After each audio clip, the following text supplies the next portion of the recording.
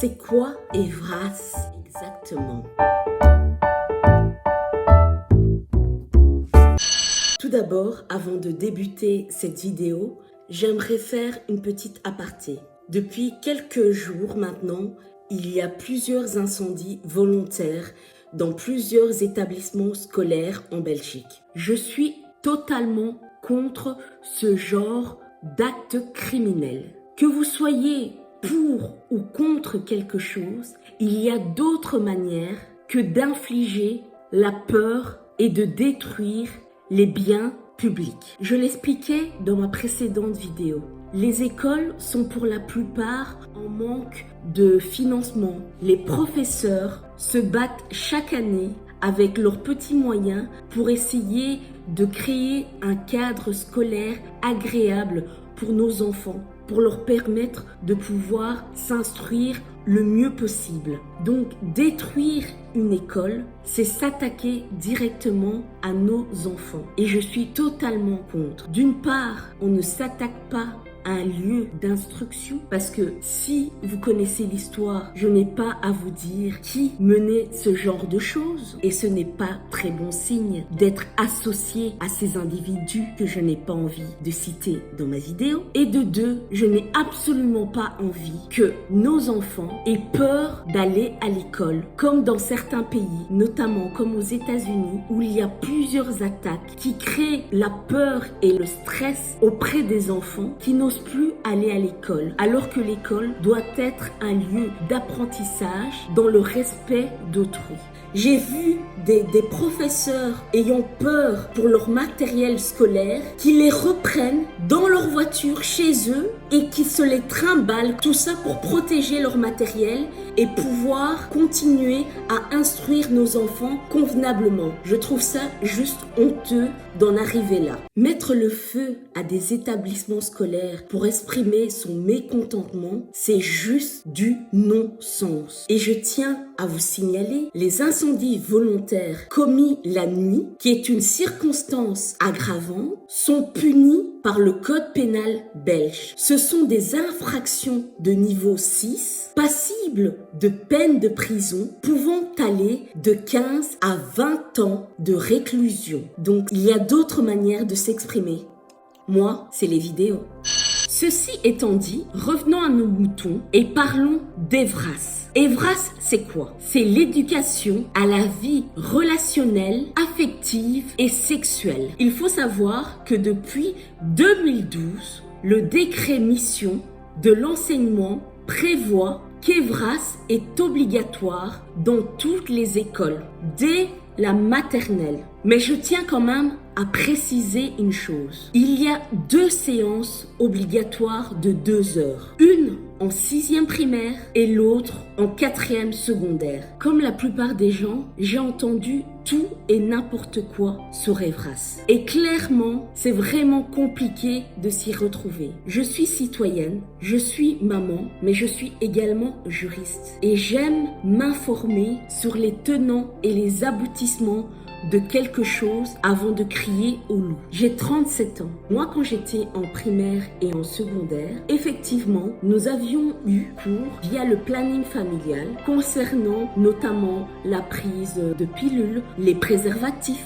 les relations sexuelles, tout ça dans un cadre de bienveillance et sans brusquer les enfants que nous étions à l'époque. Depuis lors, le monde a totalement changé. Et avec lui, la venue des réseaux sociaux et des GSM pour des enfants qui ont parfois à peine 9 ans. Des enfants qui sont confrontés à des images sur les réseaux, sur Internet, auxquelles ils ne devraient pas avoir accès. Malheureusement, en tant que parents, il est parfois difficile de protéger nos enfants face à de telles images qui viennent de partout. Evras existe depuis de nombreuses années et je tiens juste à faire une distinction entre les gens de terrain qui sont bienveillants et qui essayent de faire leur travail le mieux possible et le pouvoir décisionnel. L'un des pouvoirs décisionnels des lois Evras, c'est l'OMS,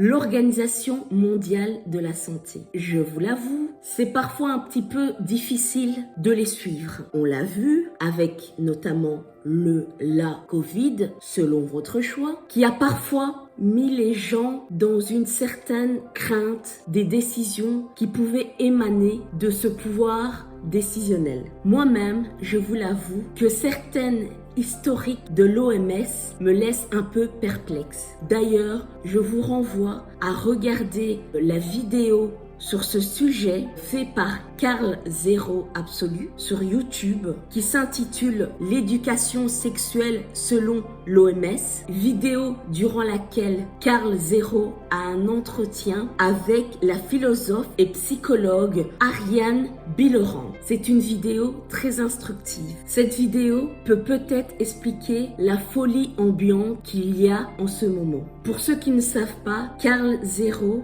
est un défendeur des droits des enfants, notamment concernant la pédocriminalité. Oui, on dit pédocriminalité et non pas pédophile, parce que pédophile signifie aimer les enfants. Et nous sommes tous d'accord que le terme aimer les enfants ne correspond pas du tout à ce genre d'individu. Cependant, il ne faut pas tout mélanger. Les enfants se posent plein de questions selon leur tranche d'âge. Et je l'avoue, dans le guide Evras, il y a certaines terminologies avant-gardistes pour la majorité des gens qui questionnent. Et on se demande pourquoi entamer de telles discussions à ce moment-là avec des enfants qui parfois ne se les posent pas. Doit-on faire une généralité pour certaines minorités? La question est posée. Certains enfants sont malheureusement confrontés dès leur plus jeune âge à des questions qu'ils ne devraient même pas se poser, notamment au sein de leur famille à cause d'abus de toutes sortes. L'école, qui est un sanctuaire pour les enfants, doit également leur permettre de pouvoir exprimer ce mal-être qu'ils peuvent vivre parfois chez eux. Cependant, tous les enfants ne sont pas concernés. Donc, il serait peut-être intelligent de modifier certains termes dans le guide Evras, notamment pour rassurer les parents. En effet, il faut faire une différence entre ce que nous, adultes, comprenons par rapport à la sexualité et ce que un enfant comprend réellement. L'enfant, c'est plus le côté sensoriel. C'est la découverte de son corps, de son anatomie qui l'intéresse. Et c'est seulement à l'adolescence ou préadolescence pour certains que des questions émanent sur son orientation sexuelle, sur sa vie sexuelle, etc., etc. Mais il faut laisser chaque étape de la vie arriver au bon moment. Et un enfant n'est pas l'autre. Je sais que beaucoup de parents s'interrogent et ont peur pour l'avenir de leurs enfants. J'en fais moi-même partie. Mais je pense qu'il est préférable de créer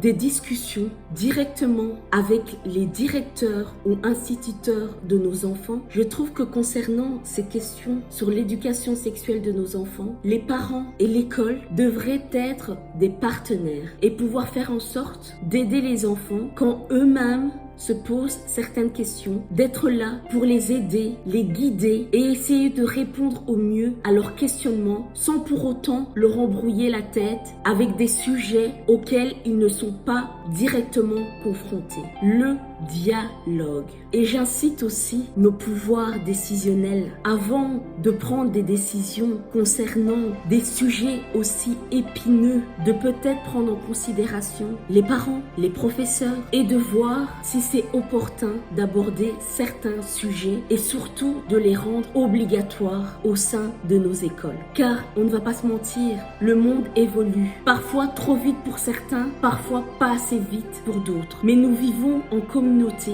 et nous devons le respect mutuel. Pour le bien-être de nos enfants, nous, adultes, nous devons leur montrer le bon exemple. Et ça commence par se respecter et dialoguer. Essayons de ne pas rentrer dans des extrêmes d'un côté ou de l'autre. Certains parents ne veulent pas du tout discuter de la sexualité avec leurs enfants. Et je respecte ce choix. N'être pas d'accord pour ces sujets, c'est une chose. Revendiquer ses idées, c'est une autre chose. Imposer des décisions ou sa manière de penser à autrui, c'en est une autre. À bon entendeur, salut.